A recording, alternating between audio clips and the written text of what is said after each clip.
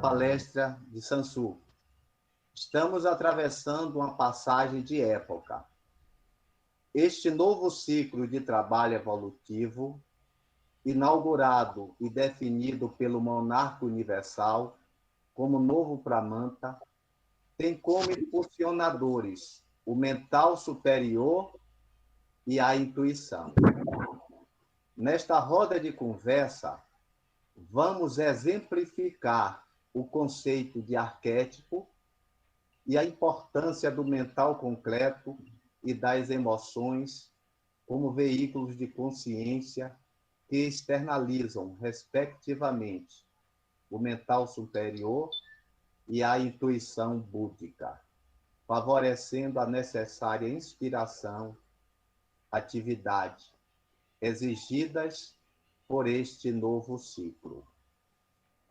O nosso querido Sansuke é doutor em matemática computacional pelo Laboratório Nacional de Computação Científica, com graduação e mestrado em matemática pura pela Universidade Federal de Pernambuco. Atualmente, o Sansuke é professor adjunto da Universidade Federal de Pernambuco e pesquisador na área de modelagem matemática e computacional do sistema cardiovascular humano. Possui interesse por aspectos interdisciplinares e transversais da ciência, das artes e da filosofia, e suas estreitas correlações com a sabedoria iniciática das idades. Sansuke é membro da Sociedade Brasileira de Obiose desde 1978 e admitido na série interna da Ordem do Santo Graal em 1989. Atuou em diferentes unidades da SBE, a exemplo de São Lourenço, 1978, na Grande Recife, em 1986, em Petrópolis, Rio de Janeiro, em 2009, e Juiz de Fora, Minas Gerais, em 2010. Ele atuou no exercício de funções de sacerdote, no Recife, instrutor e palestrante. Atualmente está vinculado à representação de Garanhuns, Pernambuco, desde 2015, onde exerce as funções de sacerdote regional e instrutor dos graus. É um dos autores da série O que é Eubiose, publicado pelo CEP em 2016, e autor de diversos artigos sobre temas iniciáticos, publicados pelo projeto Confraria 137, do extinto núcleo 137, a atual semente abstrata. Meu querido Sansuke, desde já, nosso muito obrigado pela sua atenção. Quero lhe deixar extremamente à vontade em relação ao horário e um bom trabalho que a lei, neste momento, esteja presente, como sempre está, nos assuntos relativos ao engrandecimento da humanidade. Um grande abraço, Sansuke. Fique muito à vontade, meu querido. Obrigado, meu irmão. Eu quero começar agradecendo mais uma vez o convite da equipe organizadora, né, do qual você faz parte, o seu convite, de Mara. Agradecer a presença de todos, em particular a presença dos queridos e veneráveis Celso Agostinho e Paulo Cardoso, né, que já vi que estão aqui na sala virtual, e aos demais irmãos aqui presentes, né, nessa tarde de domingo, enfim. É sempre uma grande alegria, né, poder colaborar, poder oferecer nossa modesta parcela de contribuição dentro desse entendimento maior que é a grande obra. E essa é uma das grandes belezas que a gente percebe no caminho biótico, é porque nenhum de nós jamais vai de tudo, claro.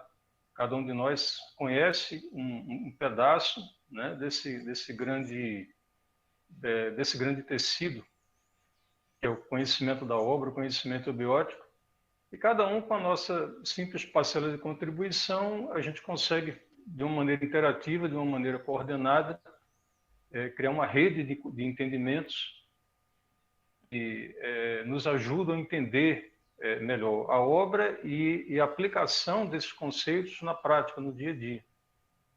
Então é por isso que a gente propôs esse tema, né, que é conversar um pouco, né, bater um papo informal a respeito do mental abstrato, da intuição e das inspirações que esses dois veículos de consciência serão capazes, já são capazes, serão cada vez mais capazes de favorecer as novas realidades que dizem respeito ao novo Pramanta. Então, como sempre, a gente não vai trazer novas ideias, novos conceitos, não é isso, né? Apenas a gente vai olhar conceitos que a gente está acostumado a trabalhar desde a época do peregrino, desde que a gente entra no peregrino, quando a gente passa pelos graus e entra na série interna. Então a gente vai olhar para esses conceitos e talvez o que possa haver de diferente é a maneira como a gente vai ligar, como a gente vai reunir essas ideias.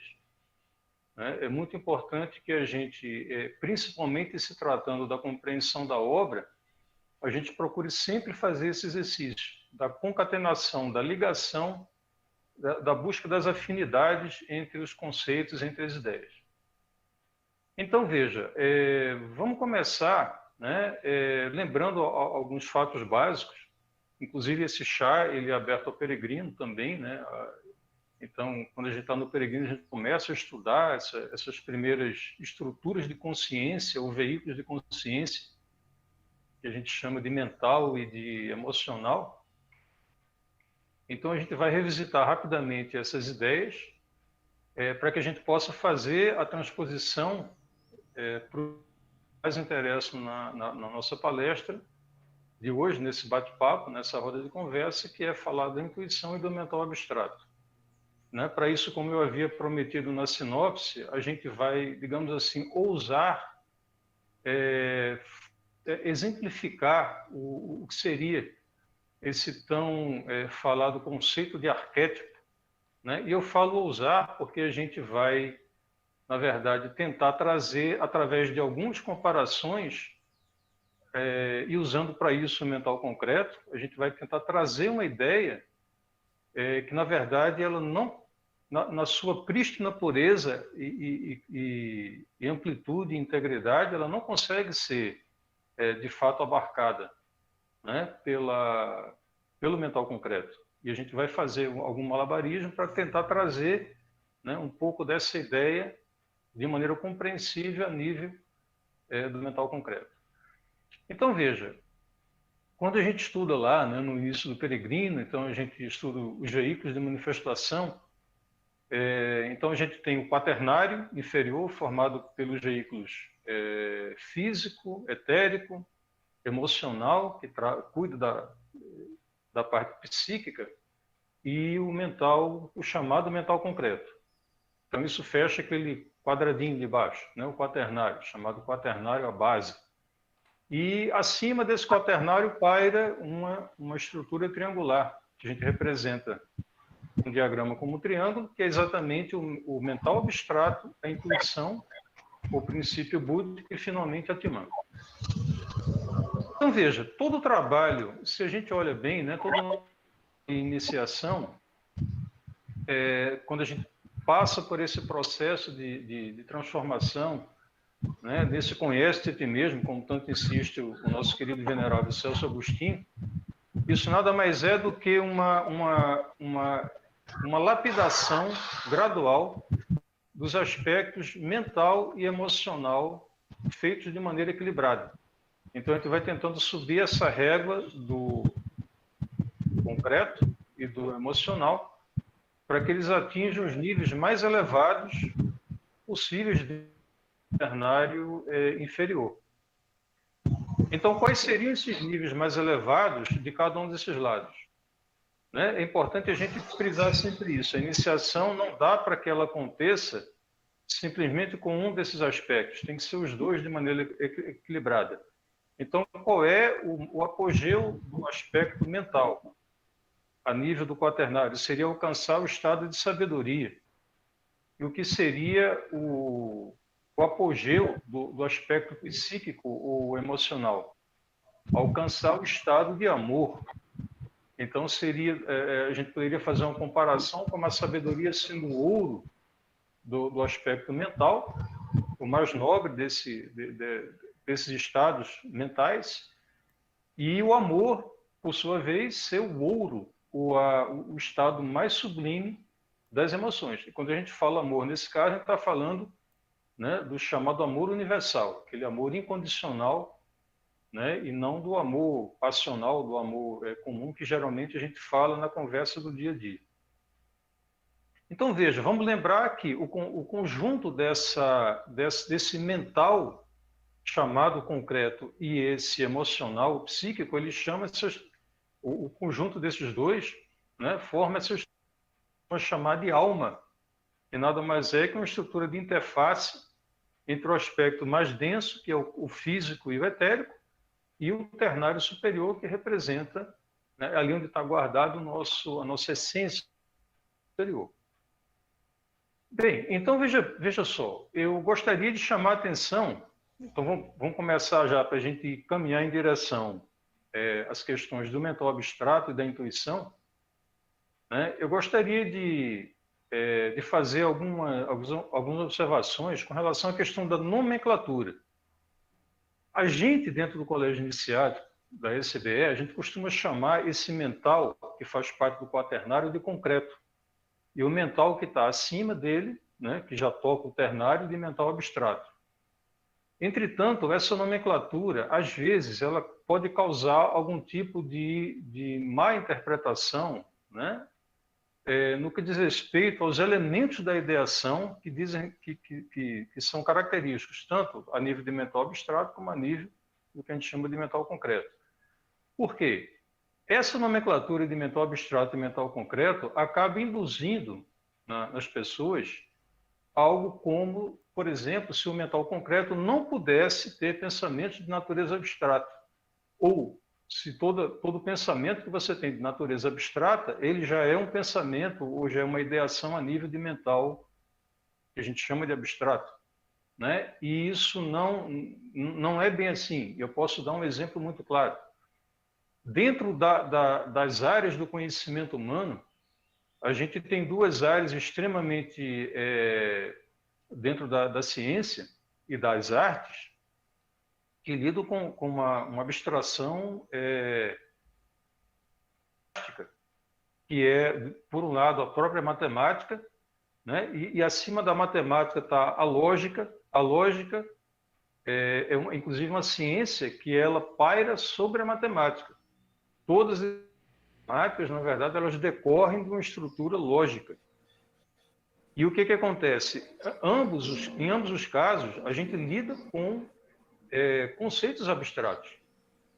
Todas as estruturas matemáticas que a gente conhece, né, desde os números que a gente usa no dia a dia, até as estruturas algébricas mais complexas, são apenas pensamentos, são conceitos abstratos, né? Se a gente pensa bem, a própria música dentro das artes, ela lida com uma maneira de você, de certo modo, matematizar ali, através dos conceitos de compasso, de ritmo e tal, mas algo que, de fato, é abstrato. E a gente pensa isso a nível de mental concreto. Por isso que eu prometi na sinopse, a gente dá um exemplo do que seria um arquétipo, exatamente para que a gente compreenda de uma maneira muito clara a diferença, a fronteira entre os tipos de ideação que dizem respeito ao mental abstrato, que são os arquétipos, e o tipo de ideação que diz respeito ao chamado mental concreto. Então, o melhor seria, na verdade, a gente chamar esse mental concreto de mental analítico, ou mental racional. É com ele que a gente raciocina, é com ele que são estabelecidas as regras do pensamento, estabelecidas pela lógica formal, desde Aristóteles, né? E passando pelas outras formas de lógica que a gente teve aí no século XX também, mas tudo isso é fruto do mental, do exercício do mental concreto. Embora, possivelmente, como vai ficar claro daqui a pouco, as inspirações elas possam vir a nível do mental abstrato. Então, esse mental concreto, né, às vezes a gente escuta assim muito falar, algumas pessoas às vezes falam isso, não, o mental concreto é passado, a gente só tem que agora usar o mental abstrato. É verdade. Veja, é passado no sentido de que foi a tônica predominante na raça mãe Atlântida, que antecede a nossa raça ariana. Né? E a tônica predominante da raça ariana é exatamente o desenvolvimento desse mental abstrato. Mas não é ultrapassada no sentido de que a gente não usa mais. Porque entendam, quando a gente fala de linguagem, de uma articulação linguística, a gente está falando ali de uma lógica linguística e isso diz respeito ao mental concreto. Então, só o fato de a gente estar tendo essa conversa, né, usando uma linguagem, um idioma para isso, uma estrutura gramatical, isso é resultado do mental concreto. Então, veja, eu vou colocar aqui uma afirmação, né, e a gente vai, por mais estranha em princípio que ela pareça, eu vou colocar a afirmação e a gente vai, com cuidado, seguir uma linha de raciocínio para procurar esclarecer essa afirmação. A afirmação é o seguinte, o mental, a partir do mental abstrato, na verdade, o mental abstrato, o princípio búdico, intuitivo e Atman, né? Mas para simplificar, vamos falar assim, o mental abstrato, ele é acessável, é possível acessar o mental abstrato, mas ele não é diretamente comunicável. Deixa eu repetir, o mental abstrato, ele é acessável, mas ele não é diretamente comunicável. Ele não é diretamente comunicável através dessa estrutura linguística que a gente tem, que diz respeito ao mental concreto. Então, vamos dar mais um passo, vamos fazer um alinhamento de ideias. Já vimos que a estrutura da alma ela é formada por esse mental analítico concreto e pelas emoções, ou pelo lado psíquico. Então, essa é a alma, né, que poderíamos chamar de alma humana. Só que o professor, o nosso mestre, em algum momento ele fala, né, ele se refere ao que de fato é a nomenclatura original do que a gente chama de mental abstrato. A nomenclatura original é Manastajasa, que significa um mental brilhante, né, se for traduzir ao pé da letra. Então, já a nível de ternário, a gente tem Manastajasa e Buddhitajasi. Em sânscrito, o feminino ele é realizado pela terminação i, por isso que Buddhi é um conceito feminino, Buddhitajasi, e Manastajasa, que seria um conceito masculino. Então veja, o professor se refere a Manastajasa e Buddhitajasi como sendo a alma divina. Veja que interessante.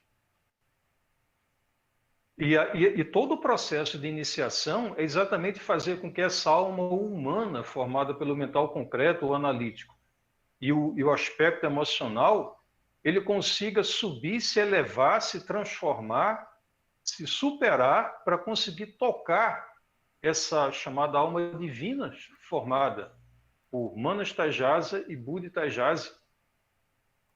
Então, veja, nesse sentido, a gente pode falar assim, quer dizer, com base nessa colocação do mestre, que o chamado mental abstrato, ou Manastajasa, ele é o dual sutil do mental concreto ou analítico. E do outro lado, a intuição é o aspecto dual sutil das emoções. E por que isso? Porque todo o processo, vamos dizer assim, dessa queda da consciência na matéria, ou desse entremeado solidário entre consciência e matéria, né, que está muito bem expresso na definição do Excelso Michael, como sendo a transformação da vida-energia em vida-consciência, né, para que isso aporte a nível de, digamos assim, de terceiro trono ou de mundo dos efeitos, é preciso que exista essa relação de dualidade entre um aspecto mais sutil do mental, que é o mental superior ou abstrato, ou manas tajades, são os sinônimos, e o mental chamado concreto ou analítico, e a intuição, e por sua vez, que se externaliza através do que a gente chama de emoções. Porque todo esse jogo solidário desses veículos de consciência está baseado em dois aspectos. É o aspecto do, vamos dizer assim, do compreender e do sentir. O mestre, Dona Helena, sempre falavam muito sobre isso, né? Quer dizer, é importante compreender a obra e sentir a obra. Não é simplesmente sentir e nem simplesmente conhecer ou entender. Então percebam essa delicada e importantíssima relação de interdependência entre o aspecto mental e o aspecto emocional, entre a compreensão e o sentimento. Então, em resumo, a um nível mais sutil, ou dessa alma divina, como fala o mestre, quais são os responsáveis pelo compreender e pelo sentir? O mental abstrato, o manas tajades, ou o mental superior, e a intuição. E, por sua vez, a nível de quaternário, quais são os veículos responsáveis por esse compreender e por esse sentir? O mental analítico ou concreto e as emoções.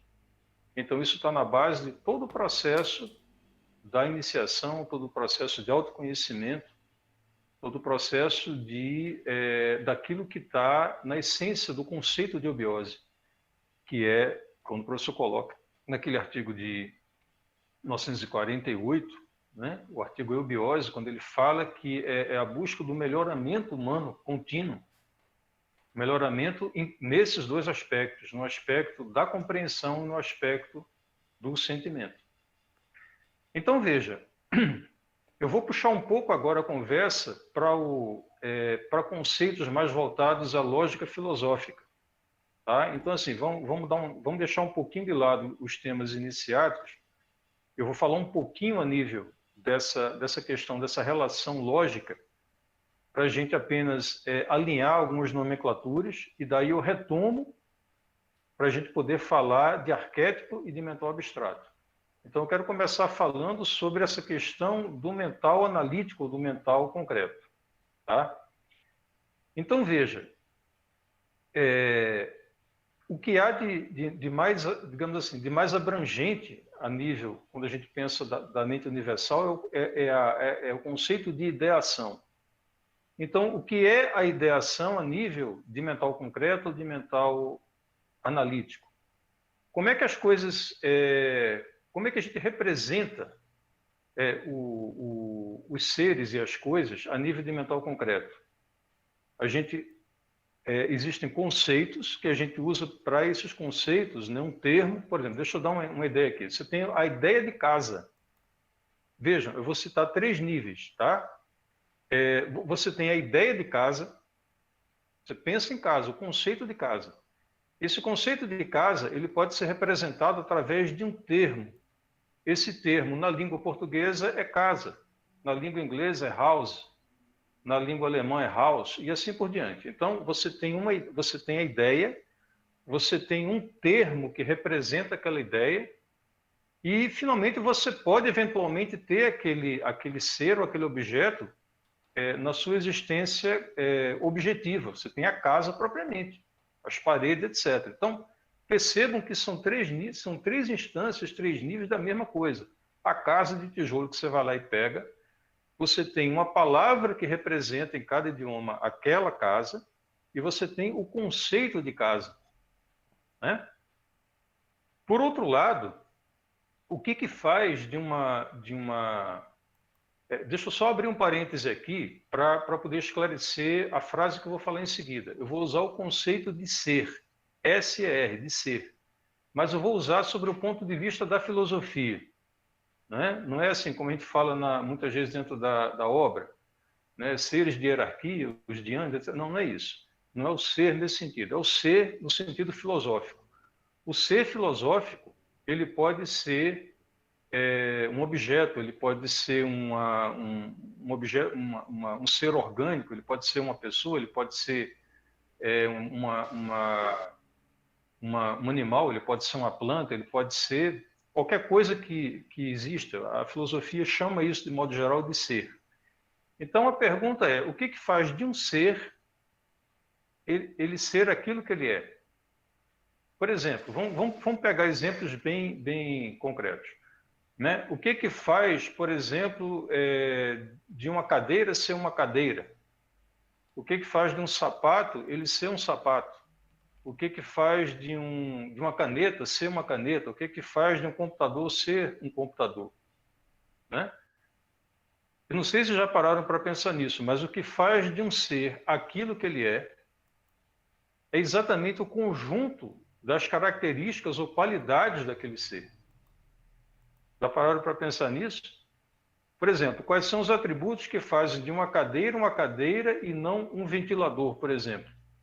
São as características daquele ser. Cadeira, o conjunto de qualidades ou de atributos e características daquela cadeira é que faz com que ela seja uma cadeira e não um sapato, um ventilador ou uma caneta. Né? Se você muda o ser, o que faz de uma caneta ser uma caneta? Ela tem propriedades que fazem com dela uma caneta, tá certo? E não um objeto qualquer, como um celular. Isso se aplica a qualquer coisa. Então, o que faz de um ser aquilo que ele é o conjunto das suas características ou das suas propriedades ou atributos. Guarda essa ideia, porque daqui a pouco, quando a gente for tocar na questão do arquétipo e do mental abstrato, isso vai ser fundamental. Tá? Então, em resumo, o que faz de qualquer coisa aquilo que ela é o conjunto das suas características. Se você pudesse pegar qualquer coisa, um ser humano, um animal, uma panela, um lápis, um piano, qualquer coisa, e retirar dele todas as suas características, todos os seus atributos, simplesmente ele sumiria, ele deixaria de existir. Porque o que faz dele o que ele é exatamente o conjunto daqueles atributos ou daquelas características, que cumpre uma determinada finalidade. Bom, então, antes de a gente entrar propriamente na ideia de arquétipo, deixa eu justificar uma afirmação que eu fiz alguns minutos atrás, que é assim: com um pensamento concreto, com um mental concreto ou analítico, a gente consegue pensar de maneira abstrata. Né? Então, é por isso que eu falei, às vezes essa nomenclatura de mental concreto e mental abstrato pode confundir um pouco, digamos assim, as possibilidades dos tipos de ideação de cada um desses veículos. Então, veja, quando a gente fala, o que significa abstração? Né? A gente está caminhando gradualmente em direção ao mental abstrato, abstração, etc. Então, vamos olhar isso aqui de frente. O que significa a palavra abstrair? O que significa a palavra abstrato, né? O conceito de algo abstrato? Então, abstrato vem do latim abstrahere, que significa separado de. Então, eu vou dar um exemplo. Eu gosto de dar um exemplo que ilustra bem isso. Vamos pensar, antes de dar esse exemplo, eu quero dizer o seguinte: se você pensa numa cadeira, você visualiza uma cadeira, e ela tem uma existência objetiva, você vai lá, pega na cadeira. Se você visualiza um sapato, você toca no sapato. Se você visualiza uma camisa, ela tem existência objetiva. Então, são esses objetos que a gramática chama de substantivos concretos, eles têm uma existência objetiva. Eles existem, independente de eu ter ou não consciência de que da existência daquele objeto. Agora, vamos entender o porquê que abstrato, né? O abstrato ele vem de abstrahere, que significa separado de. Então, vamos olhar aquilo que quando a garotada está lá, né, nos primeiros anos, aprendendo português, gramática e tal, fala, tem substantivos concretos, mas tem substantivos abstratos. Então, eu vou dar um exemplo do substantivo abstrato e a gente entender por que significa separado de. Então, eu gosto de dar como exemplo o conceito de brancura. O branco, a cor branca. Conceito de brancura. Então, me acompanha nesse raciocínio. Veja, o branco, a brancura, ela não tem uma existência por si só, objetiva. Já parou para pensar nisso? Não existe o branco por si só. E eu não estou falando da tinta branca. Não, não. Veja, o branco em si ele não existe. O que existe de fato? Existe uma parede branca, existe um papel de cor branca, pode existir uma roupa de cor branca, pode existir um lápis branco, pode existir uma tinta branca, ou seja, seres concretos, coisas que têm aquele atributo, que têm aquela característica de ser branco. Então, aquele atributo da parede branca, do papel branco, do lápis branco, do sapato branco, da calça branca, da camisa branca, eles têm algo em comum, que é essa cor branca. Então, desses objetos concretos que têm aquela propriedade, aquela característica, você abstrai o conceito de brancura. Por isso que o abstrato significa abstrahere, separado de. Ou seja, de objetos concretos reais, você extrai, você separa aquela qualidade de ser branco e aí você gera uma ideia de brancura. Mas a brancura ela não existe solta no ar. Para que ela se manifeste, ela precisa de ter um objeto concreto, alguma coisa que tenha uma existência objetiva que porte aquela característica. Tá certo? Então, veja, por isso que eu falo, a nível do mental racional, do mental analítico, a gente consegue raciocinar com conceitos abstratos. Tanto isso é verdade que a gente estuda isso dentro da gramática. Tanto é verdade que a gente estuda, como eu citei, a matemática, a lógica, muitas áreas das artes, em particular a música, né? Você consegue um grau de abstração de fato. Mas aí a gente chegou no ponto, digamos assim, talvez mais importante ou delicado desse bate-papo de hoje, que é aquele exemplo que eu falei. Eu vou procurar exemplificar o conceito de arquétipo. Porque aí, se esse exemplo que eu vou tentar comunicar ficar claro, vai ficar também claro exatamente a fronteira, a diferença entre os tipos de objetos ou de ideação trabalhada a nível de mental concreto e os tipos de objetos de ideação trabalhados a nível de mental abstrato. Na verdade, é do mental abstrato para cima, né? Como eu já havia falado. Já colocando o carro diante dos bois, esses objetos de ideação do mental abstrato para cima é o que a gente chama de arquétipo. Então, existem os arquétipos do próprio mental abstrato, existem os arquétipos intuitivos, existem os arquétipos de Atman, e por aí vai.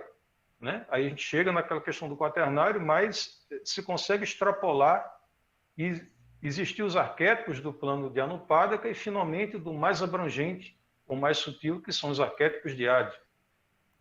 Então, eu vou procurar fazer um jogo de palavras, um malabarismo, tá certo? Linguístico, para ver se a gente consegue, né, meio que quase que tocar e entender com clareza, né, essa questão do arquétipo, e aí a gente vai perceber por que é impossível, né, de a gente comunicar um arquétipo de maneira concreta, ou qualquer coisa que esteja a nível do mental abstrato para cima.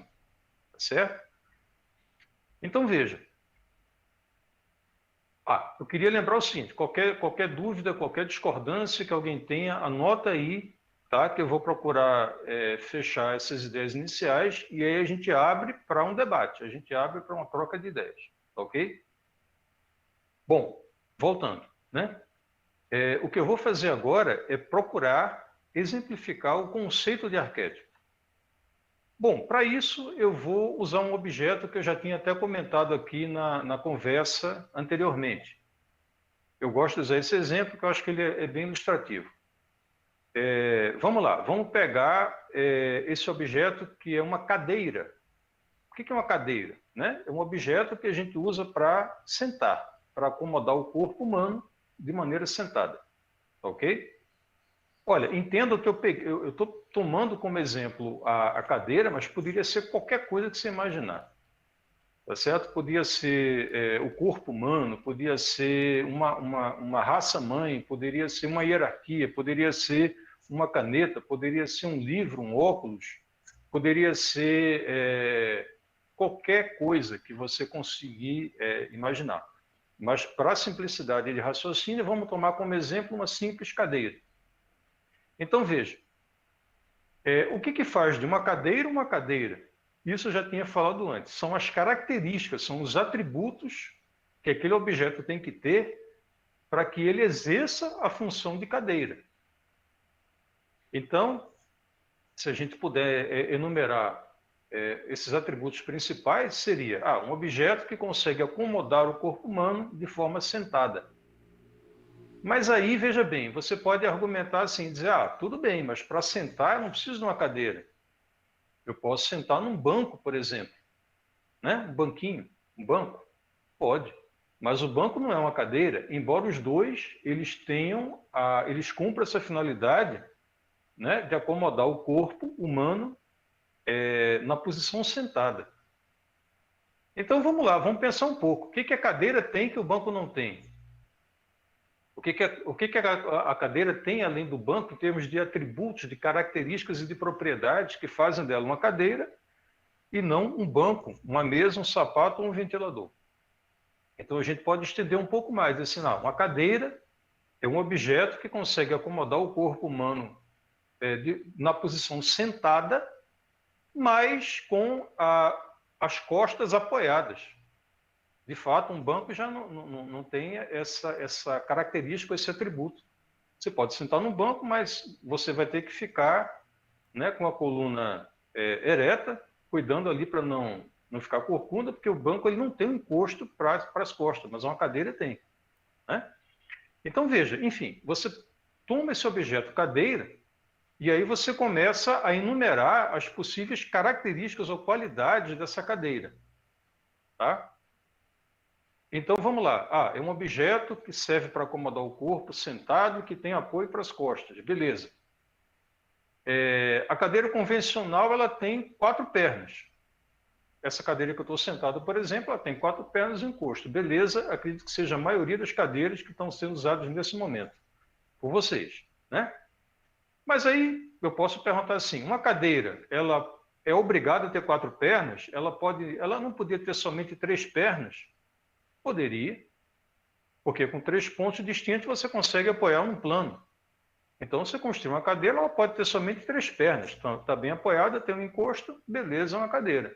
Ela não tem mais 4 pernas, tem 3, mas ela não perdeu a sua, digamos, a sua essencialidade, a sua funcionalidade, que é acomodar o corpo humano em posição sentada com apoio para as costas. Aí você pode pensar assim, a cadeira, ela pode ser de que tipo de material? Ela tem que ser uma cadeira de madeira? Não, ela não é obrigada a ser uma cadeira de madeira. Ela pode ser de plástico, ela pode ser de fibra de carbono, ela pode ser uma cadeira de metal, ela pode ser feita de diferentes materiais. Será que uma cadeira pode... Você falou que ela pode ter 4 pernas, pode ter pernas, pode ter 3 pernas. Será que ela pode ter 5 pernas? Pode. Você pode imaginar uma cadeira com 5 pernas, não tem problema. Será que ela pode ter 2 pernas? Pode. Você consegue imaginar uma cadeira que você consiga sentar e ficar equilibrado e não cair, ela tendo 2 pernas apenas? Pode ser. Basta que você faça assim, ó. Vamos imaginar. Você tem aqui o chão, tá? Aí você tem 2 pernas aqui, tá? Aqui você tem o assento e aqui você tem o encosto. E esse encosto ele sobe e ele é pregado no teto. Porque quando eu falei assim, 2 pernas, você falou, não vou conseguir equilibrar essa cadeira. Claro, mas se esse encosto está pregado no teto, você consegue ter um encosto, a parte de sentar e 2 pernas no chão. Percebe que se a gente exercita um pouco a imaginação, você começa a desapegar daquelas ideias mais clássicas, digamos, que ela tem que ter 4 pernas, ela tem que ter não sei o quê. Ela continua cumprindo a funcionalidade de cadeira, mas ela só tem agora 2 pernas. Nesse sentido que eu falei, ela pode ter uma perna só, né? Ela pode ter uma perna que apoia a parte que você senta e esse encosto é grudado no teto também, está preso no teto, você não cai.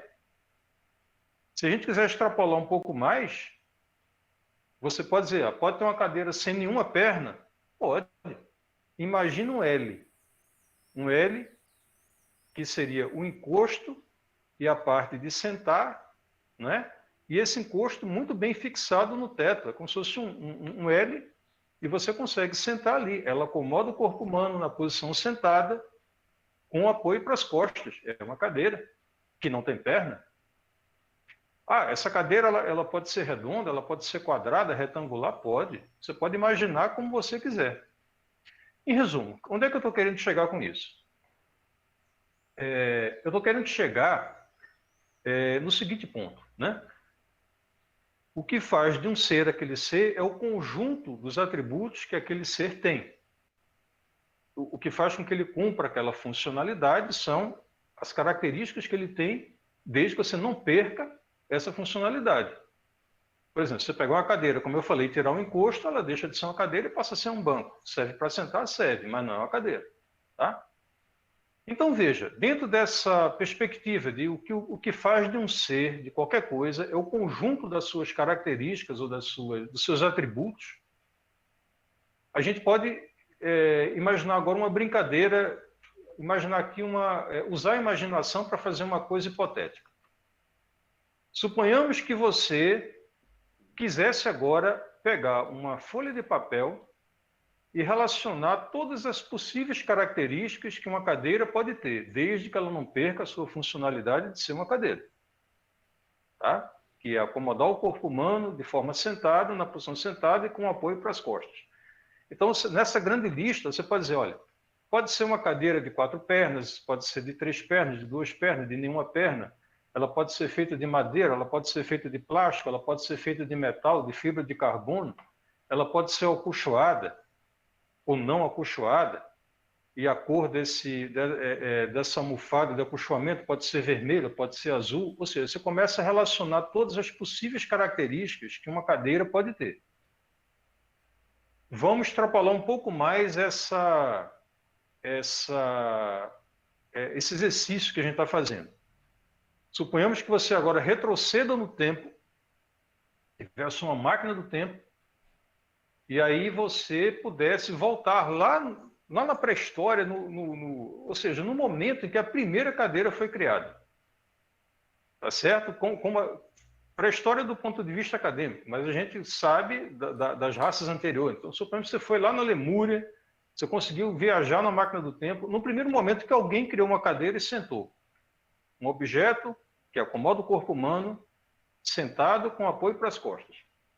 Tá certo? E você pudesse chegar lá na primeira cadeira da história da humanidade que foi objetivada. Aí o que você faz? Você anota as características que aquela cadeira tinha. Certo? E aí você começa a fazer isso ao longo do tempo. Você tem uma máquina do tempo, portanto você pode viajar no tempo sem problema. Você consegue ir agora, tá? E fazendo essa sua lista de todas as qualidades que todas as cadeiras que já foram construídas têm. Tá certo? Você começa lá na pré-história, ou então antes disso, lá na Lemúria, em algum momento, e você começa a anotar. Uma cadeira pode ser assim, assim, assim. Você começa a gerar uma lista imensa de todas as características ou atributos que uma cadeira pode ter, desde que ela continue cumprindo a sua funcionalidade de cadeira.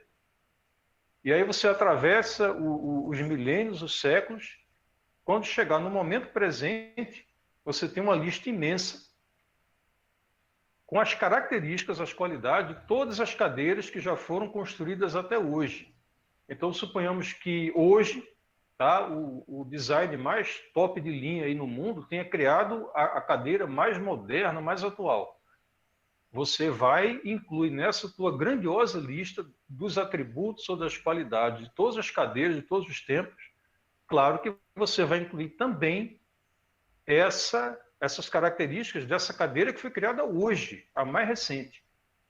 Bom, quando você acabar de colocar as características, né, as qualidades dessa cadeira mais atual, então o que essa tua grande e imensa lista vai ter? vai ter as qualidades ou os atributos de todas as cadeiras que já existiram até o momento atual.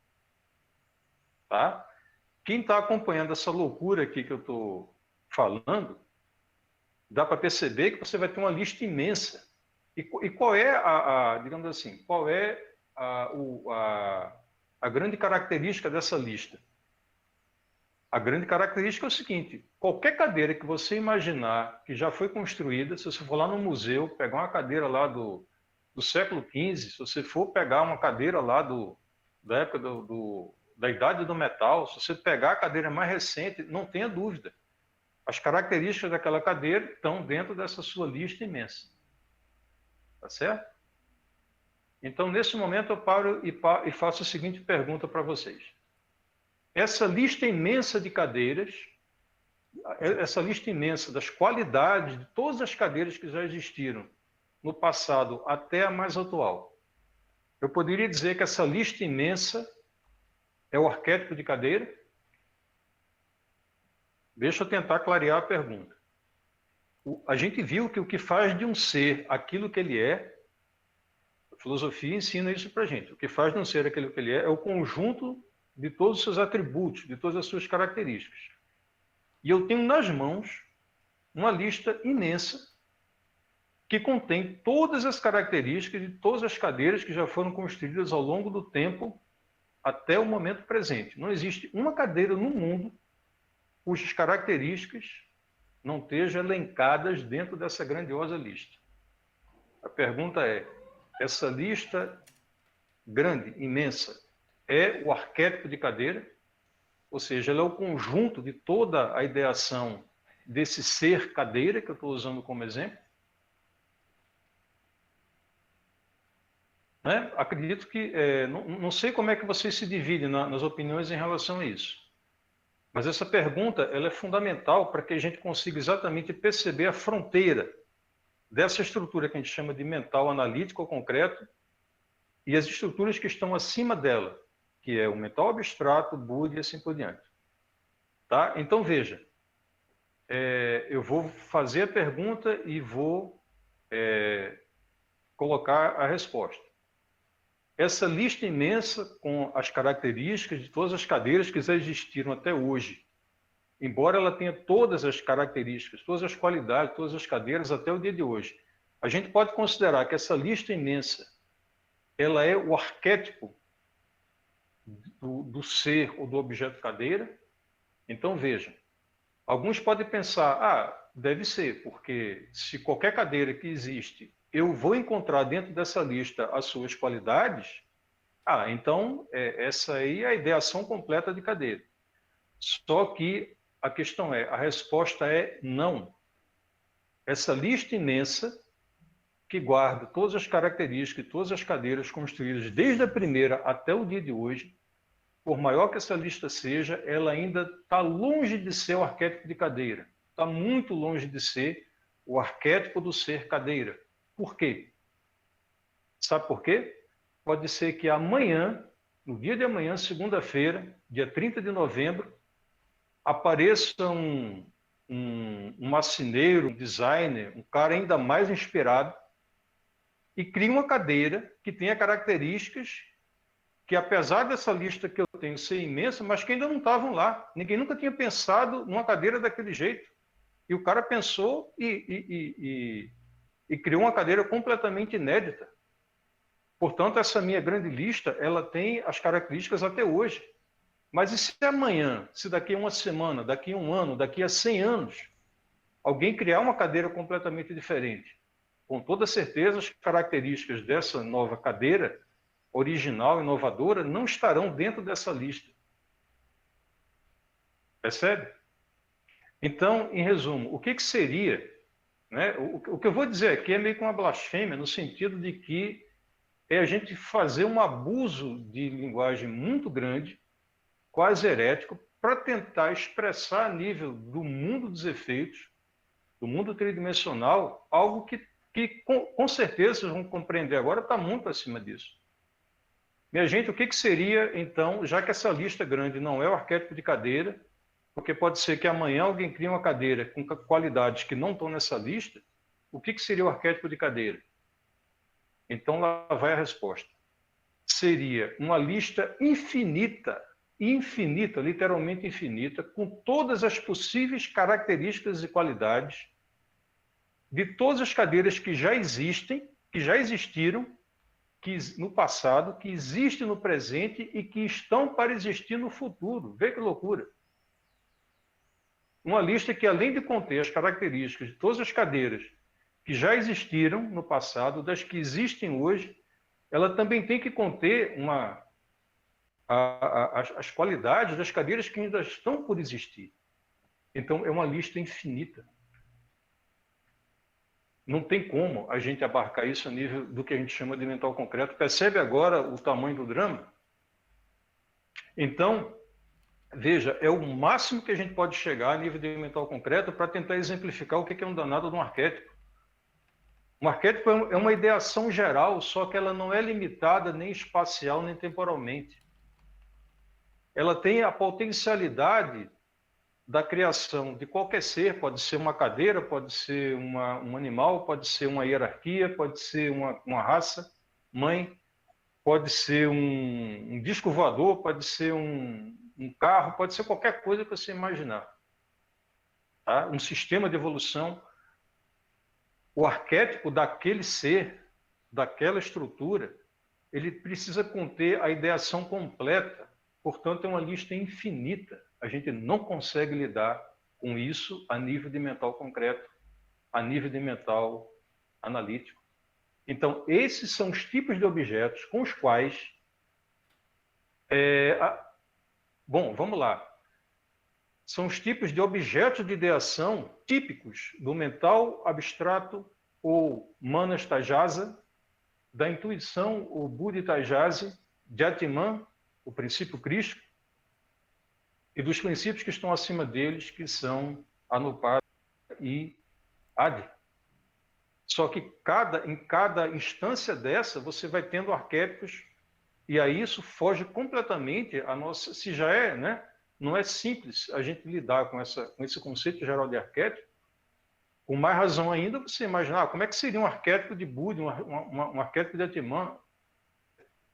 O que a gente pode dizer é que são estruturas ainda mais gerais, né? E aí a gente tem que parar, porque não tem como. De repente, a gente estando aqui, né? Aquela brincadeira que a gente faz, imagina um mundo todo plano, onde as pessoas só enxergam duas dimensões. Todo mundo está preso ali no tampo de uma mesa, por exemplo. Ele não sabe o que é ele não sabe o que é volume, ele não sabe o que é um mundo tridimensional. Então, você não tem como explicar para uma consciência que está no plano bidimensional o que é uma bola, o que é uma esfera. O máximo que você pode fazer é projetar essa esfera no plano bidimensional, vai aparecer como uma sombra, um círculo, um disco, e você vai dizer, olha, beleza, uma esfera é isso aqui, mas ela não é uma esfera, né? Na realidade, era uma projeção.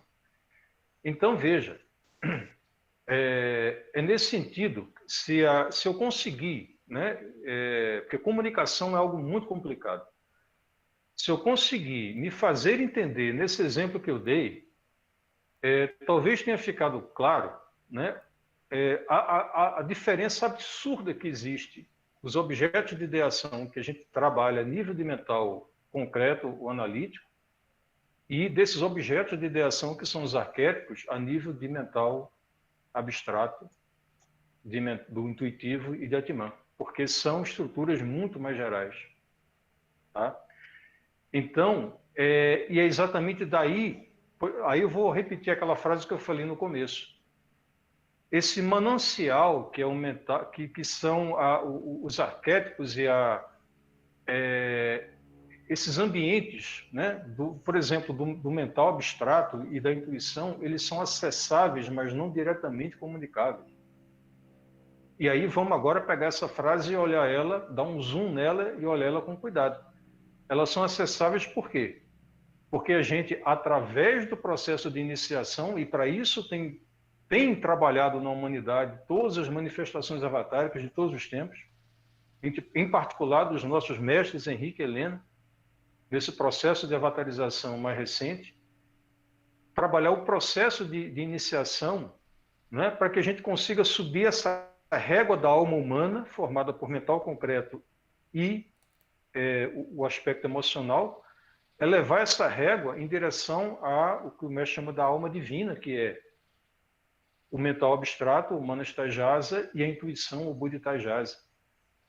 Então, através desse processo de auto-refinamento, de auto-burilamento, de autoconhecimento, de auto-transformação equilibrada do aspecto do conhecer mental e do sentir emocional, né, em direção ao mental superior e à intuição,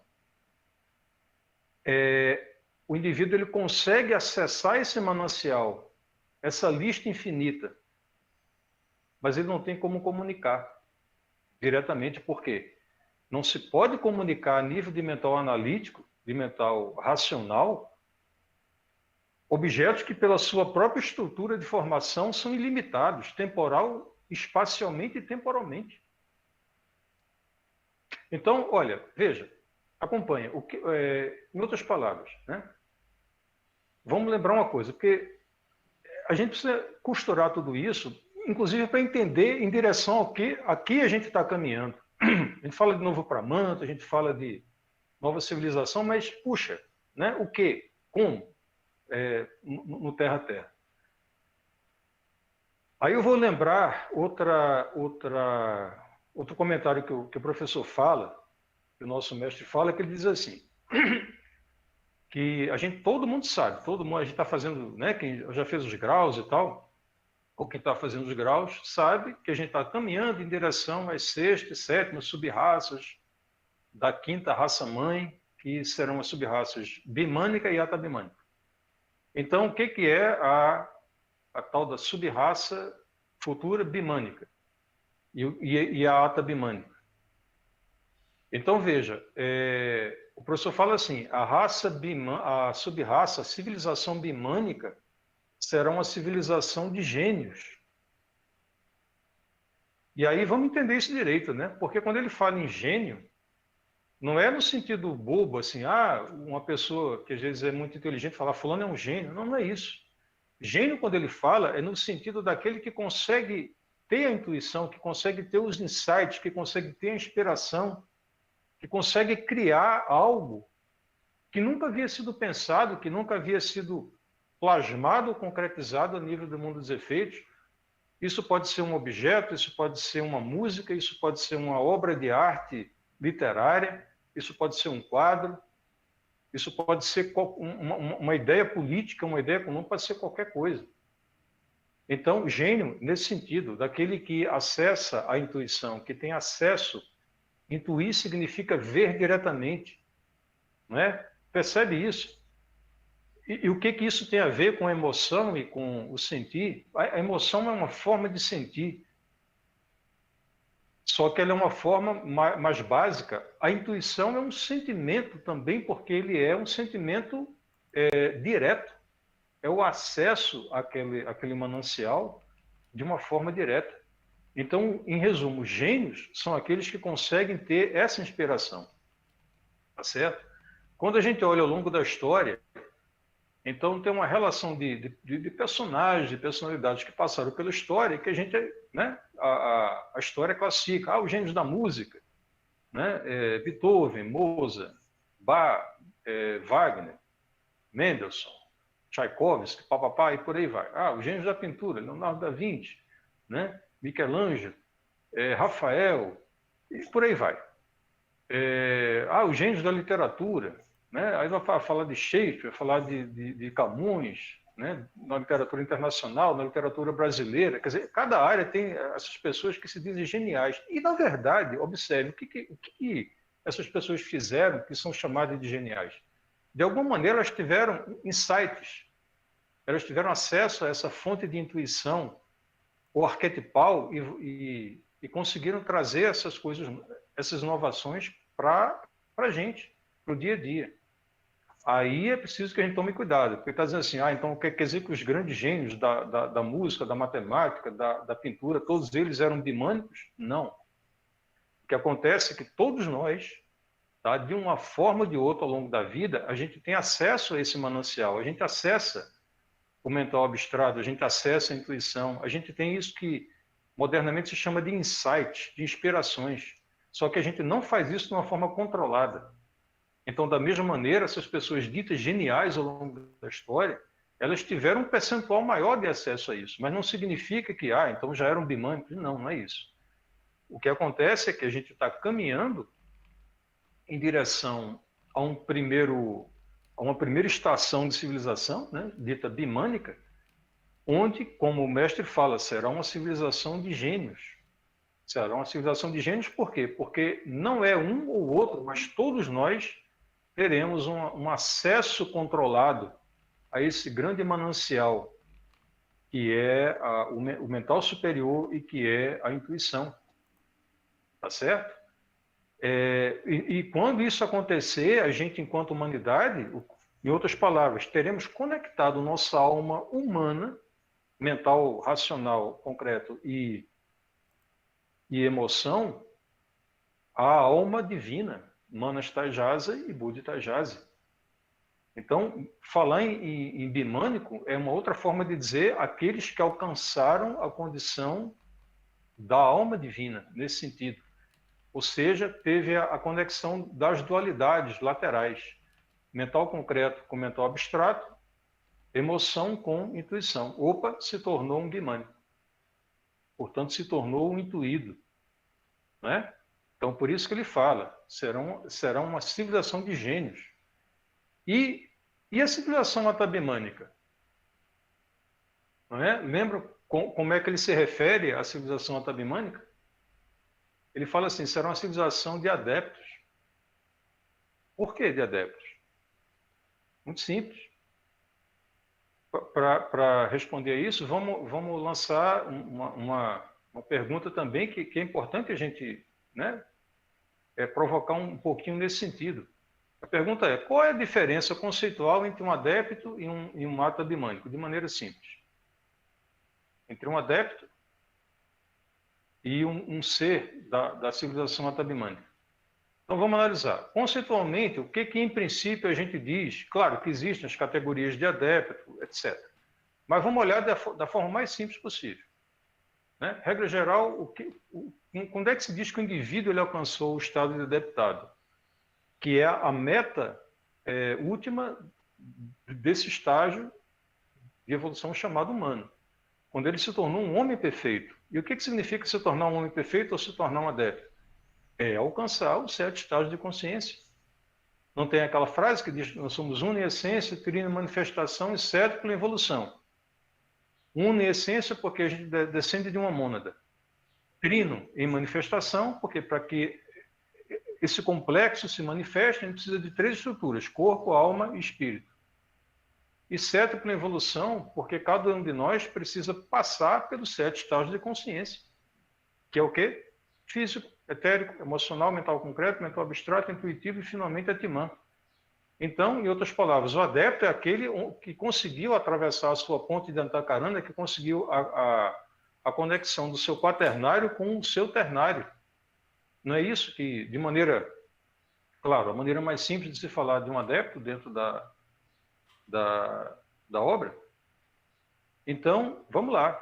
Um adepto, quaternário, junto com o ternário. Vamos deixar de lado o adepto, vamos olhar o que é um atabimânico. O atabimânico ele vem depois do bimânico. E o que já era um bimânico?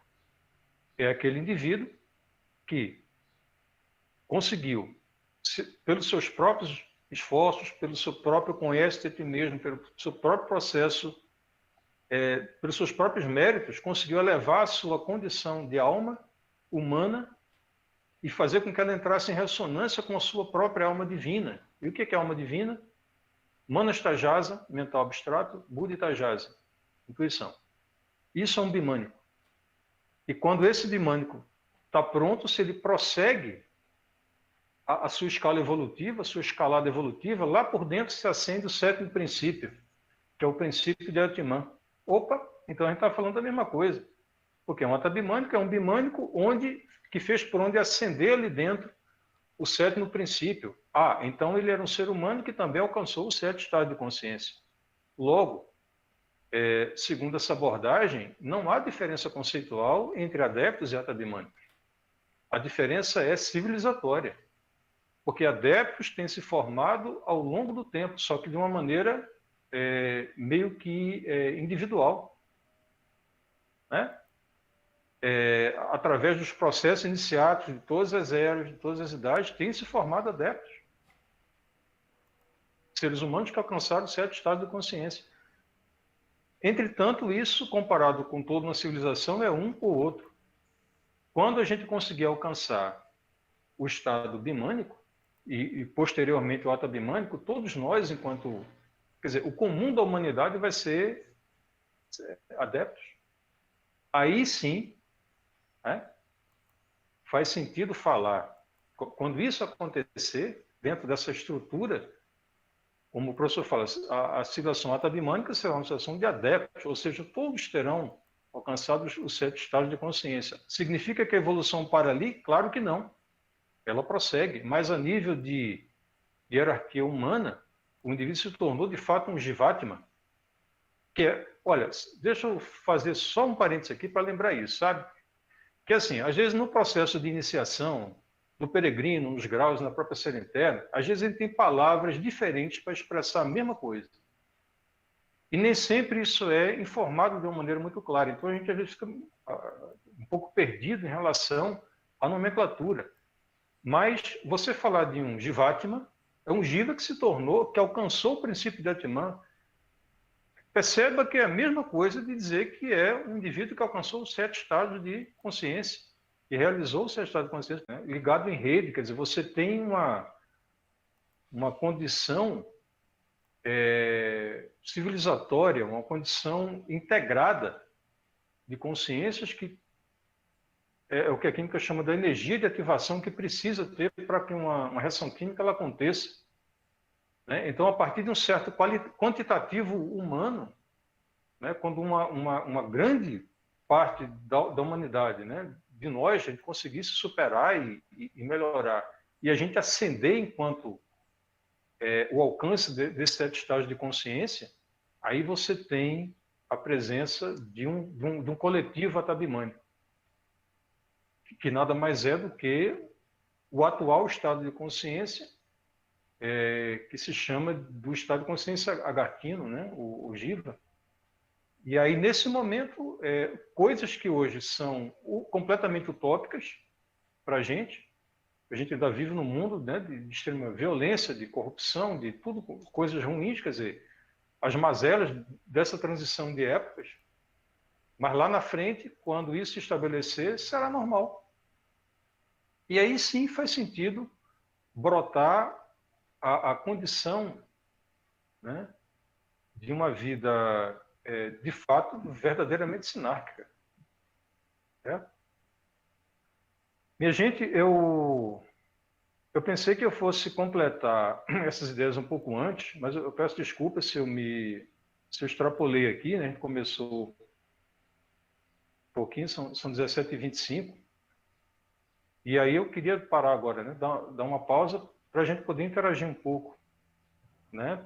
Para ouvir as opiniões, os complementos, enfim. Tá bom? Sansuke, muito bacana, muito boa os exemplos, a maneira como você expôs. Uma tarde muito rica, todo mundo está aqui só elogiando e dando gratidão a esse trabalho que você trouxe. E eu, em especial, tenho muito a agradecer porque consegui entender algumas coisas que eu não entendia muito. Adorei o exemplo da cadeira, dos atributos que isso tem, as características que tem, como é que a gente realmente sai desse quadrado para ir para o triângulo. Você foi muito feliz nas explanações. Acredito que essa é a opinião de todos que estão aí. Mas, enquanto isso, até vi as perguntas, eu queria ouvir o Paulo. A palavra hoje mais importante é do Sansuke. Hoje eu aprendi muito com você, Sansuke. Aliás, não tive a oportunidade de aprender mais pela nossa distância. E a todos vocês que estão juntos, na verdade, foram privilegiados com esta conversa de hoje do nosso venerável irmão Sansuke. Não vou estender as minhas palavras. Elas não são importantes. Ok? Olha, Paulo, suas palavras são sempre importantes. Eu sempre aprendi muito, aprendo e vou sempre aprender contigo, né? Você sabe, desde a época de... Bom, enfim, da época que você estava como grão-templário, né? E antes disso, sempre é fantástico de ouvir. Então, digamos assim, eu apenas trouxe algumas poucas ideias, né? Sinta-se muito à vontade para complementar e enriquecer o tema de hoje. As suas ideias, Sansu, na verdade, são ideias espaciais. Ela nos conduziu a um novo universo, a uma nova realidade, às novas possibilidades do ser humano. E é o que eu ando buscando há muito tempo. Então, o que eu tenho que fazer a partir de hoje é pegar uma cadeira e começar a estudá-la, viu? Porque até agora eu não sabia o que era uma cadeira. Então, vamos começar pelo ABC. É isso aí, meu irmão. O Sansuke, ele mesmo diz que o discípulo o discípulo de JHS tem a obrigação de saber mais. Então, cabe a nós ouvir o que ele já falava há algum tempo atrás. E isso tem muito a ver com a sua palestra de hoje, querido. E Paulo está sempre com razão, né? Pegar uma cadeira, sentar e estudar toda essa palestra que você nos trouxe, todos esses preâmbulos e enunciado que você nos trouxe, vale muito, vale muito. E, Paulo, você é muito querido. Você é muito querido, meu irmão. O trabalho que você fez e faz para a obra foi algo que marcou muito, principalmente para a minha geração. Então, muito nos honra estar com você hoje aqui. E eu acredito que muitos irmãos sejam uma alegria também, como diz Júlio, né? Júlio fez uma fala sobre você e todos nós assinamos embaixo. Saúde e prosperidade para você, Paulo Cardoso. É sempre prazer lhe ver e lhe ouvir. Um grande abraço, meu querido. Obrigado, meus nobres irmãos. Estamos aqui na escuta e, ao mesmo tempo, estudando, como sempre, como é necessário.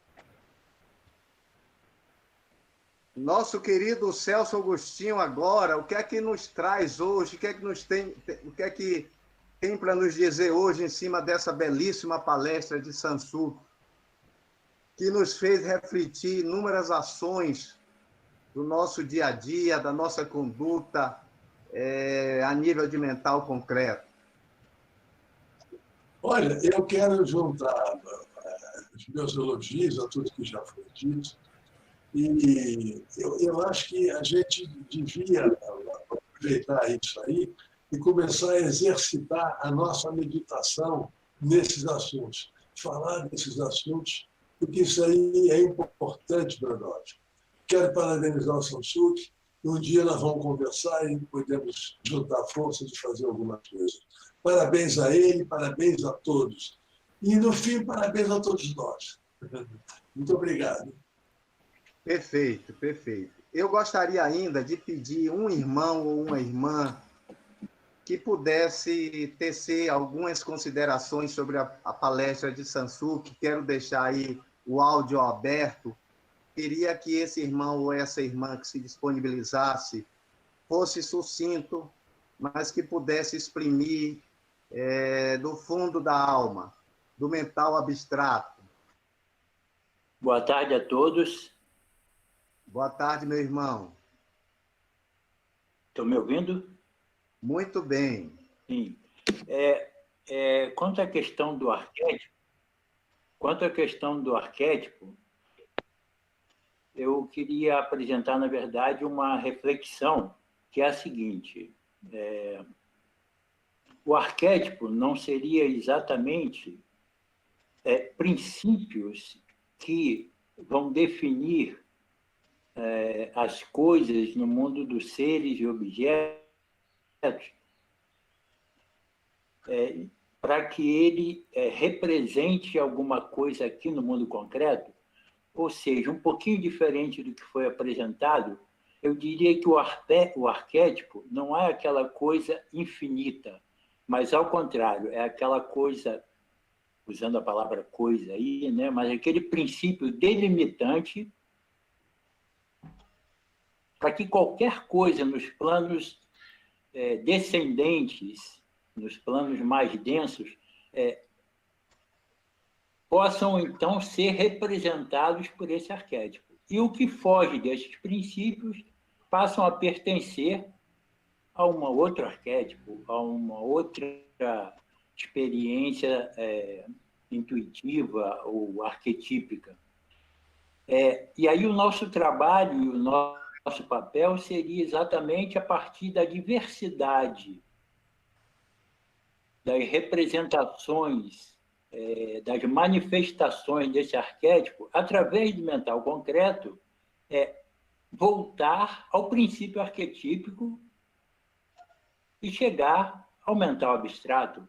Ou seja, de cima para baixo, são princípios bem definidos, quase que monádicos, e que, de baixo para cima, a partir da experiência da diversidade, a partir do mental concreto e da experimentação concreta, abrindo o mental abstrato, chegamos, então, ao princípio único, que é o arquétipo. É essa reflexão que eu gostaria de apresentar, e até podemos dizer assim: o que é o arquétipo de um guerreiro?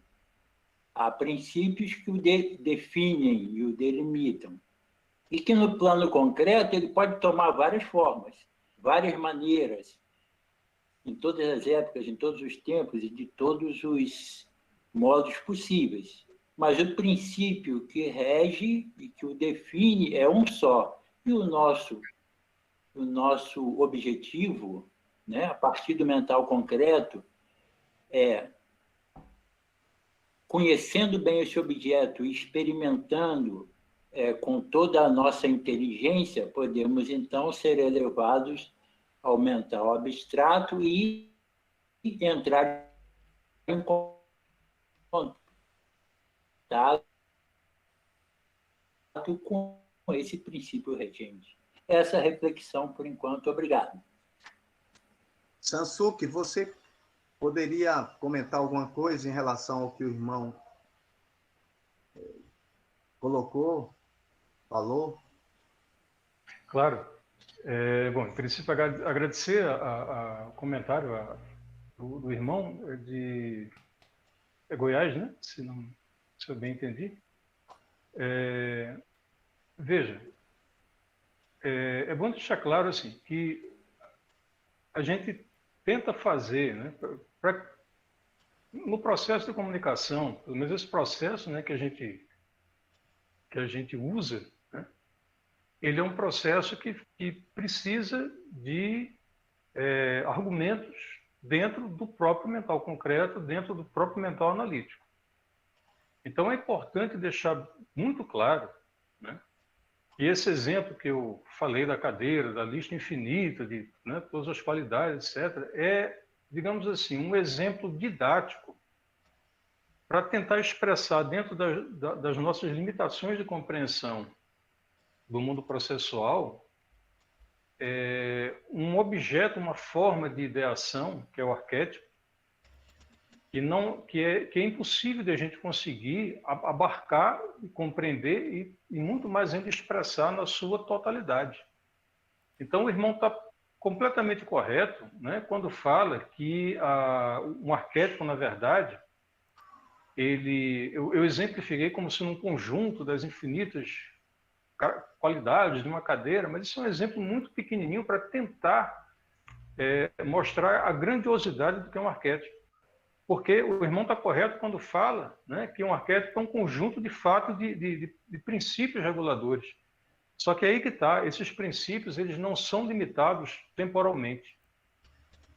quando o infinito, né, quando a gente fala, esse exemplo que eu dei da cadeira, das infinitas qualidades, quando a gente procura traduzir isso um pouco mais perto, né, da realidade, se é que é possível, o arquétipo ele é isso, ele é uma ideação geral a respeito de algo. E se ele é geral, ele não pode sofrer limitações de natureza temporal. Porque essa relação de tempo e espaço, inclusive, vamos lembrar, né, que esse tempo que a gente convenciona utilizar no mundo físico, presente, passado e futuro, ele é uma maneira de a gente conseguir organizar as coisas, os eventos. A gente só consegue se organizar de duas maneiras. Quando fala de organização, só existem duas formas de a gente conseguir fazer isso, ou espacialmente ou temporalmente. Tá certo? Então, um arquétipo, né, na sua essência, ele vai ser um conjunto de princípios, só que esses princípios eles não podem sofrer um processo de limitação, senão você inibe, né, as possibilidades de criação futuras, de seja lá do que for. Então, como eu falei, eu dei um exemplo muito simples a respeito de me veio aqui a ideia de uma cadeira, mas poderia ter sido qualquer coisa, poderia ter sido, por exemplo, existe o arquétipo de ser humano.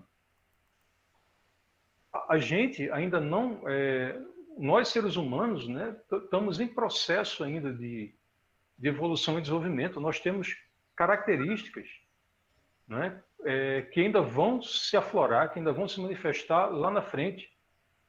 Mas perceba que isso tem que estar dentro da ideação arquetipal do ser humano. Então, e de fato, né, quando se... É por isso que eu falei, ele é acessado no sentido de ter essa conexão, esse manancial de princípios ou de qualidades, ou não importa. Mas quando a gente traz isso para dentro da realidade objetiva, a gente não consegue trazer na sua plenitude, na sua integridade. Há perdas ali. Né? Eu não sei se a comparação que eu vou fazer, digamos assim, seja melhor, né? Mas eu quero fazer uma comparação com essa busca do estado arquetipal e trazer isso.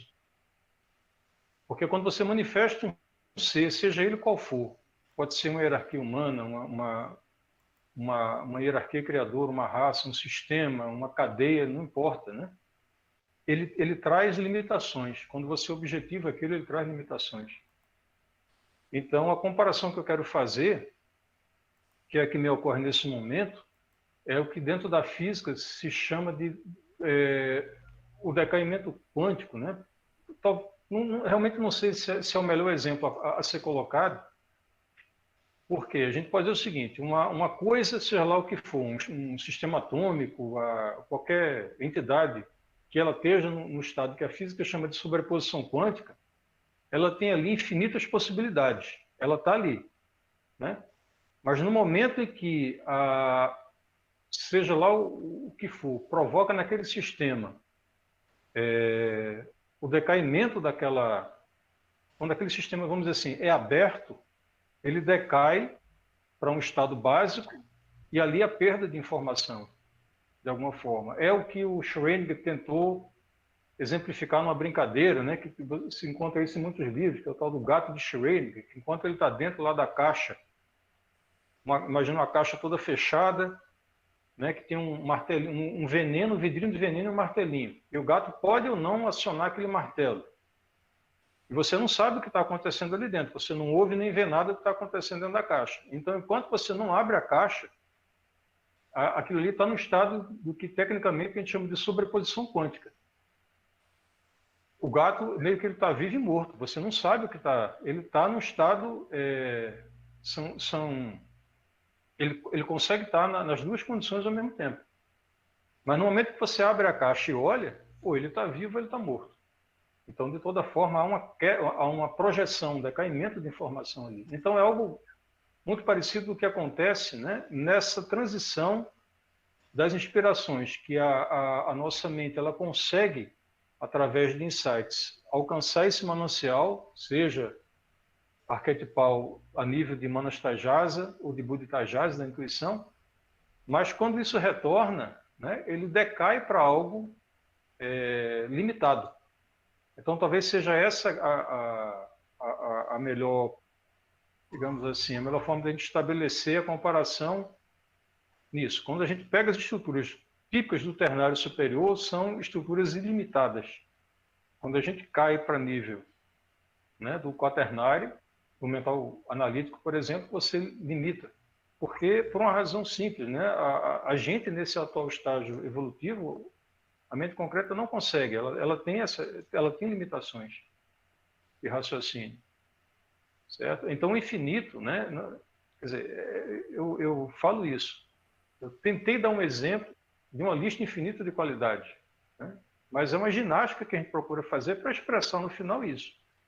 Uma ideação geral, né, de qualquer tipo de ser. Ou seja, ele internamente tem que trazer todas as potencialidades do que aquele ser, quando se externaliza, se manifesta, ele vai poder ser em qualquer ponto do tempo, independente do passado, do presente e do futuro. Se a gente puder fazer uma última comparação, aquela abordagem filosófica de Platão, da potência e do ato, né? Então, Platão fala assim, um determinado ser, ele pode existir em potência ou em ato. Deixa eu dar um exemplo, digamos assim, mais ilustrativo. Imagine um tronco de árvore. Um tronco. O sujeito foi lá, né, e pegou um tronco de árvore. Então, em potência, aquele tronco de árvore pode ser uma cadeira, pode ser uma mesa, pode ser um banco, pode ser um quadro, pode ser qualquer coisa, né? Então, em potência, ele é aquilo. Mas no momento em que o marceneiro pega aquele tronco de cadeira, aquele tronco de árvore, e esculpe um banco, por exemplo, então aquilo que estava, o banco que estava em potência dentro daquele tronco, ele se objetiva, ele se manifesta em ato, através daquele objeto que foi definido ali, que foi um banco. Mas antes dele ser aquele banco, ele poderia ser qualquer coisa que o marceneiro escolhesse fazer com aquele tronco de árvore. Então, não sei se o exemplo ficou muito claro, né? Mas é isso que, dentro da filosofia, o Platão coloca nessa condição do ato e da potência. Então, se a gente usar esse comparativo filosófico, a ideação a nível do mental abstrato, ela existe em termos de potência. No momento em que você, de fato, cria alguma coisa, com base nessa inspiração, aquilo se transforma num ser em ato, né? Em ato real. Então, é esse jogo, né? E o que isso tudo tem a ver, no final, com o Pramanta, com o novo Pramanta? Porque é exatamente isso, a gente está em busca, a gente está caminhando em direção à elevação da nossa condição mental e emocional, para que ela tenha cada vez mais acesso a esses insights, a essas inspirações advindos desses arquétipos do mental abstrato e do mental concreto, e da intuição. Então, é o resultado disso, a inteligência se aliar à intuição para gerar grandes ideias inovadoras, tanto a nível individual como a nível civilizatório, né? Então, falar de civilizações futuras, de raças bimânicas, etc., falar da própria condição, o estado de obiose, é isso, né? É a gente se trabalhar, tanto a nível da nossa própria iniciação, como a nível coletivo, para criar uma civilização que esteja cada vez mais alinhada com essas potencialidades que se originam a nível de mental abstrato e a nível de intuição. Então, meio que como a gente quisesse dar esse salto qualitativo do quaternário para o ternário, mas não mais só individualmente, mas a nível de toda uma coletividade civilizatória. Maravilha, Samsung, maravilha. Eu gostaria, Mara, de ouvir um pouco o Sim. nosso coordenador do canal 3005, O Eduardo Nunes. Tem uma pergunta, se você percebe, tem a pergunta de Sônia Alves, que eu gostaria que o senhor, porque está dentro desse contexto que ele falou aí agora. Minutinho só, Remens. Ela pergunta isso. O arquétipo está sempre em criação? Depende, depende do andar sobre o qual você está olhando. Né? Porque, veja, a nível, vamos dizer o seguinte, existe um ponto, aí a gente vai ter que puxar um pouquinho da questão do momento zero do universo, né? Do momento zero da criação do universo, ou seja, quando o que a gente acaba chamando em língua portuguesa do eterno, ele cria dentro de si aquele bolsão, ele cria aquela limitação. Quer dizer, o eterno, enquanto condição de espaço sem limites, não manifestado, ele está na condição plena de toda a potência de tudo que pode existir. Então, nesse sentido, a gente pode dizer que todos os arquétipos, na verdade, existem no seio do eterno, de maneira já plena.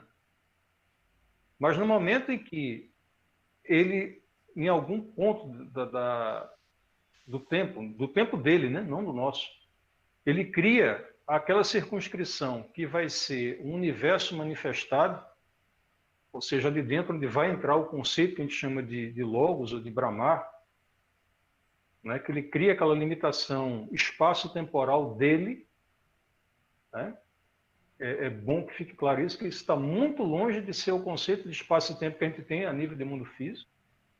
Então, ali, esses arquétipos eles começam a ser desenhados de cima para baixo. Né? A ideação ela vem do mais sutil e vai descendo, até chegar ao mundo. Então, vamos lá. Primeiro trono, né? Segundo trono, terceiro trono. Então, em certo sentido, quando a gente olha a nível, por exemplo, de universo físico, né, muito provavelmente, né, e aí essa resposta ela tem que ser honesta, e quem somos nós para afirmar isso, com só o mestre que realmente poderia dizer isso com toda certeza, né?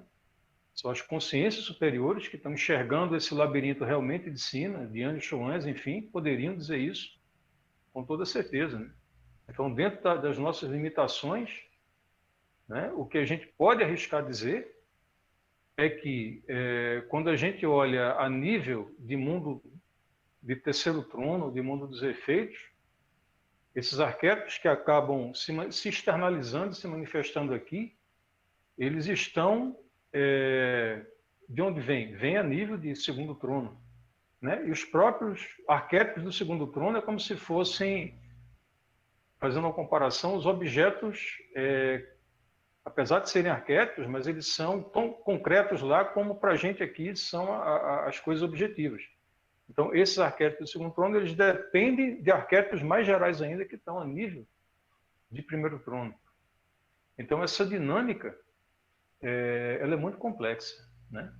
O que a gente pode arriscar dizer com toda certeza é que ou no início do processo da criação, do início do Manvantara, ou no final do Manvantara, quando tudo isso se recolhe e entra em Pralaya, e aí você fala de substância primordial, você fala do eterno, o máximo que a gente pode arriscar dizer é que nesse contexto todos os arquétipos existem ali, já de maneira plena. Mas, mesmo assim, tudo isso fica muito difícil de a gente sequer arranhar, né? Porque dizem respeito a um tipo de raciocínio espaço-temporal que a gente está muito longe ainda de conseguir alcançar. Por isso, essa ginástica, esse malabarismo de se fazer analogias, de se fazer comparações. Por isso, o venerável Rosso de Luna insistia tanto nisso, né? Que é a forma de raciocínio analítico-dedutivo. É a maneira que a gente melhor tem para conhecer a obra. A gente que é humano, que está em processo de evolução, a melhor ferramenta que a gente tem é isso que o venerável Rosso de Luna chamava do raciocínio analítico-dedutivo. Que você deduz a partir de inteligências, a partir da você deduz a partir de analogias inteligentes, né? Na busca dessa... Aquela coisa, a gente não consegue ver a quarta dimensão, mas a gente consegue ver a terceira, a segunda e a primeira. Uma dimensão é uma linha, 2 dimensões é a tampa de uma mesa, e 3 dimensões é isso que a gente tem. Então, a gente pode usar analogias geométricas da terceira dimensão para baixo para conseguir visualizar o que pode acontecer a nível da quarta, da quinta, da enésima dimensão. Nesse ponto, a matemática ela ajuda um pouco, porque ela trabalha exatamente com objetos que não têm limitação. Por exemplo, na matemática, você pode escrever uma equação de uma esfera de 4, 5 dimensões sem nenhum problema. É claro que a gente não vê a esfera, a gente escreve a equação, mas só consegue imaginar uma bola, que é até onde a nossa visualização vai. Né? Mas você consegue lidar com esse nível de abstração, né, de uma forma mais à vontade.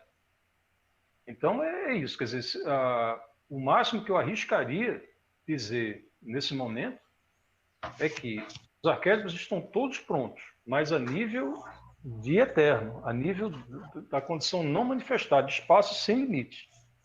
Na hora que esse espaço é limitado, se entra no contexto do espaço com limite, então eles começam a se desdobrar de cima para baixo, né? E aí tudo leva a crer que existe uma certa dinâmica. Quer dizer, nesse sentido, dentro de um universo, do espaço com limite, é possível que, do mesmo jeito que a gente consegue combinar, vê bem essa comparação que eu vou fazer, do mesmo jeito que você consegue combinar ideias, conceitos a nível de mental concreto, é muito provável, porque a gente não pode ter arrogância de afirmar isso, que a nível de arquétipos do mental abstrato e da intuição, esses arquétipos eles possam ser também combinados.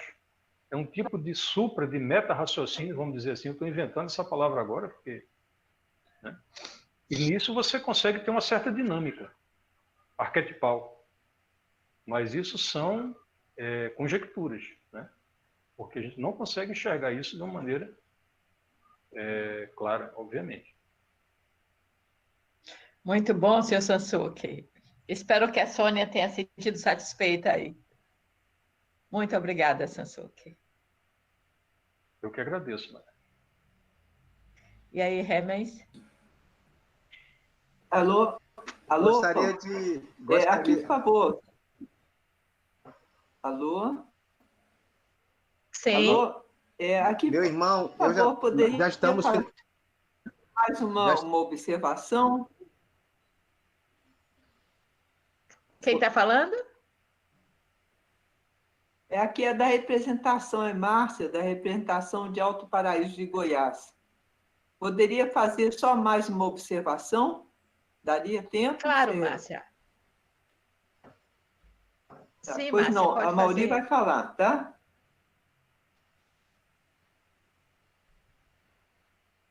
Eu vou tentar fazer uma exposição, né, de como fluiu o meu pensamento.